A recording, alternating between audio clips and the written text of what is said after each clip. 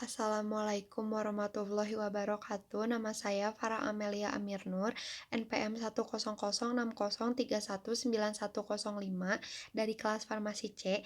Di sini saya akan menjelaskan tentang seputar surfaktan.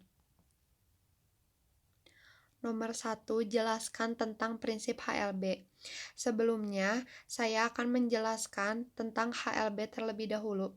HLB atau biasa disebut dengan hidrofilik lipofilik balance, yaitu di mana hidrofilik atau bagian kepala memiliki sifat menyukai air dan memiliki sifat polar. Sedangkan lipofilik yaitu di mana ekor memiliki sifat menyukai minyak dan bersifat nonpolar, sedangkan balance tersebut artinya keseimbangan atau seimbang. Perhatikan pada gambar di samping terdapat 3 bagian gambar pada nomor 1, 2, dan 3. Pada gambar pertama adanya kekuatan pada hidrofilik pada bagian kepala sehingga memiliki HLB yang besar. Mengapa demikian? Karena dapat dikatakan apabila surfaktan pada bagian kepala yang bersifat hidrofilik, maka dia akan mempunyai kecenderungan pada fase air, karena hidrofilik itu menandakan artinya suka air sehingga bagian kepalanya pun akan lebih besar. Pada gambar nomor 2 adanya kekuatan pada lipofilik pada bagian ekor, HLB-nya rendah. Mengapa demikian? Karena apabila surfaktan bagian ekor bersifat lipofilik, dia akan memiliki kecenderungan pada fase minyak. Karena lipofilik itu artinya suka minyak, sehingga pada bagian ekornya pun akan memanjang. Dapat dikatakan, apabila semakin tinggi suatu HLB, maka semakin hidrofilik atau polar zat tersebut. Tetapi sebaliknya, apabila semakin rendah suatu HLB, maka akan semakin lipofilik atau nonpolar zat tersebut. Dapat dilihat pada gambar nomor 1 dan nomor 2. Pada nomor 3, keduanya adanya keseimbangan terhadap kepala dan ekor, sehingga tidak ada pembesaran antara kepala dan ekor. Maka dapat dikatakan inilah keseimbangan yang sempurna, sehingga HLB-nya pun akan menjadi seimbang. Nomor 2, pada video surfaktan sebagai pembasah, jelaskan tentang Gibbs adsorption. Pada video surfaktan sebagai pembasah, mengapa surfaktan itu dapat dikatakan sebagai pembasah? Karena surfaktan itu memiliki keterkaitan dengan sudut kontak. Mengapa demikian? Pada dasarnya juga, apabila sudut kontak besar, maka tegangan permukaannya pun akan besar sehingga permukaan akan sulit untuk dibasahi dan akan membentuk adanya gumpalan seperti berupa air. Tetapi surfaktan ini memiliki sifat dapat menurunkan sudut kontak sehingga apabila sudut kontaknya sudah turun atau sudah menjadi kecil, maka tegangan permukaan pun akan mudah dibasahi sehingga air dapat terserap dengan baik.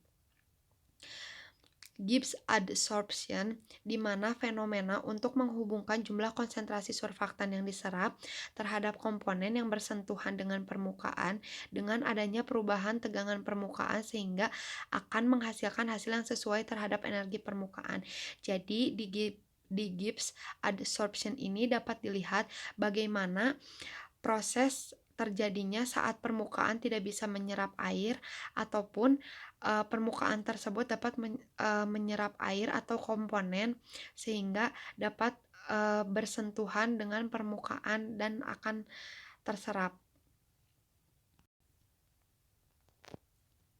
Nomor 3, jelaskan tentang potensial zeta dengan aplikasi dalam sediaan suspensi.